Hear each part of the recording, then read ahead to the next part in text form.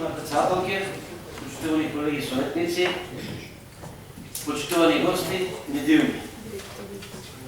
Наистина е редка можност, ама и привилегия да присъстваме на един ваков собир, където имаме един собир на много богати луѓе. И аз вас, господа директори, да гледам како наистина богати луѓе, а ќе ви кажем и зашто. Кога синдикатот на СОНК имаше штрайк, една от точките беше изголемување на платата во образование. Вие, господа директори, како партиски послушници, бевте против СОНК. Баре повеќето од вас. Значи не го поддржавте штрайкот на СОНК. Па сега да ве прашам, бидејќи тука седите. Денес сте директори, утре нема да бидете директори. Колешката спомена дека е зголемена платата од 4%. Тоа што го ведел министерот, премиерот или не знам кој таму. Дали не би се откажа од вас од тие 4%? Ги вратите ли парите назад во Министерството за образование? Или ги бевте богати, бевте против тој концепт? Тоа е едно прашање на кој што знам дека никој нема да ми одговорите, нема никој да се осуди. Меѓутоа, да преминеме на тоа што сме денес дојдени да дискутираме за завршените сметки во образованието. Моите колеги споменаја, јас ќе кажам само неколку работи од дводневната дискусија, комисијска расправа, значи слушнавме се и сешто. Ве прашавме за сите ваши проблеми, ве прашавме како се следувате во овие тешки времиња, ве прашавме до каде сте со борчовите, добивме делимично одговори, затоа што некои директори нека тука, некои ги пратија своите сметководители, некој не знаеше да ми одговори, затоа и ние не знаеме кога е вкупниот борч во образованието, што го споменаа моите претходни колеги. Зошто ги криете податоците? Дајте ги да ги видиме. Донесете, повара колешката, претходно што дискутираше. Дајте да видиме за колку пари сте покирани од јавниот превоз и огревот. И од другата страна да видиме колку ви се вкупните борчови училишта.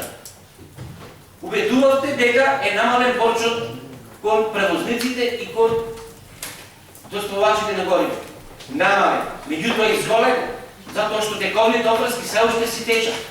Од една страна намалуваат деблокираните сметки, од друга страна улагаат новите фактури. До кога? До бесконечно? Моите прашања и сите ве прашав на комисијската расправа. Што вие како директори направивте? Дали вие овако собир се имате собрано да дискутирате дека нешто во образованието не чини? Дали сте напишале некој писмено барање до министерот или министерството дека навистина треба нешто да се менува во образованието? Сигурно не. Си ги штитите вашите фотели, се додека сте вие директори. Кога утре нема да видите, утре нема да видите директори. Јас сум сигурен дека од вас некој ќе проговори, ќе се осмели да каже кои се проблемите и како сте се снедували. Не сакам да мислите дека ве критикуваме, дека се вие на окружената клупа. Податоците во вашите завршни сметки го говорат тоа што јас сакам да го потенцирам. Наводиме со ред. Мојата колешка претходно спомена дека имало добри луѓе кои што давале средства во образованието. Смешна изрека. Кои се тие добри луѓе во овие кризни времена? Дури имавме одговор од еден директор дека местните заедници, местните таму урбани заедници оддавале средства да се покријат средствата за хигиена. Страшна работа. До кој терече сме дојдени? 21. век, бесплатно образование зборуваат. Извадувате 10 програми, дела, недела, решенија, па не знам какви таму реклами, па се отнемавте од пари давање Министерството за отнема за да каже дека образованието ни на не знам какво ниво. А видиме како терече сме. Ги вземаме парите од црквените одбори од целата за да ги покриеме трошоците за лична хигиена. Па треба да се засрамиме сите да бъдем. Значи некој треба да бара начин и чара од оваа ситуација. Вие сите овде ниту еднаш немате проговорено кои се проблеми. Ова е трета година каде што го дискутираме исто. Јавниот превоз, најголемите средства од кои што се блокираат училиштата е јавниот превоз. Јас од оваа говорница прашувам, пак е прашувам.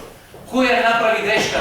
Министерството за образование, Грчка началникот Владимир Талевски. Кој е проблемот? Од една страна, во еден момент говорите дека формулата и начинот на пресметка во превозот е грешка.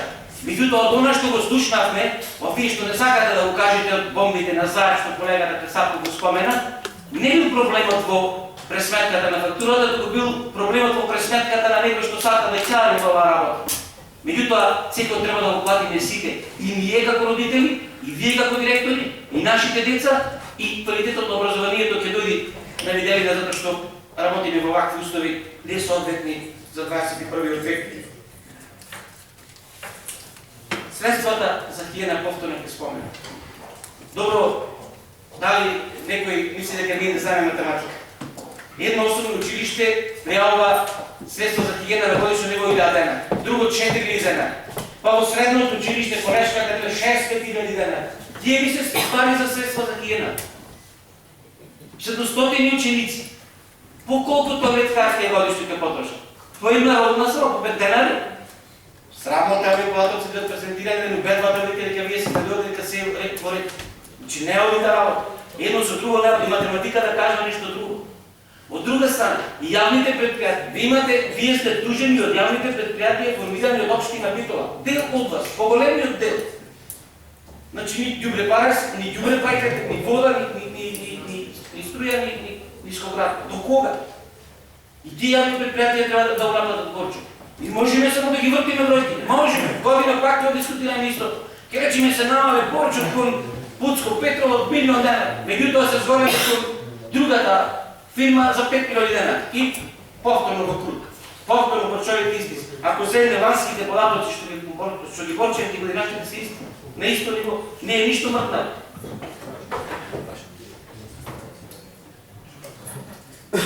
Вашиот церемонијал, мајстор, почитувани колеги, кој што минатата година ме праша дали сме ние против бесплатниот превоз. Го одговорив па место. Не сме против бесплатниот превоз, да видиме начисто, меѓутоа мора да се најде начин. Значи, во секој проект се влегува со пресметка.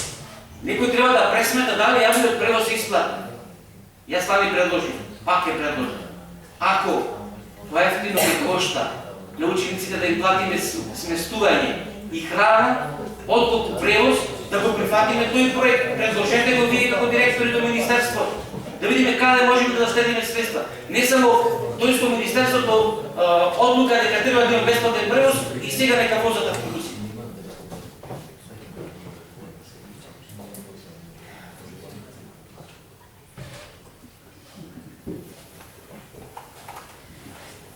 Почитувана колежки, спомнавте 20-30 проекти. Ќе чакаме милостина од Европа или ќе бараме чаре во нашата држава? Тоа е прашање. Во Бурунди и во Руанда имат подобри услови како покајници. Овие финансиски показатели го кажуваат тоа. Јас на крајот само ќе завршам. Вистина, еден од вас, почитувани директори, имаше храброст и му се заблагодарувам што одговоре дека во согласно со родителите ги решаваат проблемите и со родителите е договорен дека ќе донираат одредена сума на средства за потребите што ги има училиште, неговото училиште. Ако ме блокира на жилосметката, човекот сакаше тоа да го потенцира. Повеќето од вас ги браните столици. Не сакам да навлегувам во бројки. Овие бројки се страшни за тебе. А вие понатаму продолжете да ги поддржувате рекламите на телевизиите дека образованието во Македонија е на многу високо ниво. Само една работа на крајот ги споменам. Изборната програма на Владимир Талевски, која што е потребна, за образованието има напишано само 3-4 ставки во изборната програма, не знам дали погледале, толку го интересира образованието во Битола, во кој што средствата што ги предвидува се и ги даде буџетот на Република Македонија. Зошто општина Битола да не вложи во образованието по големи средства? Благодарам.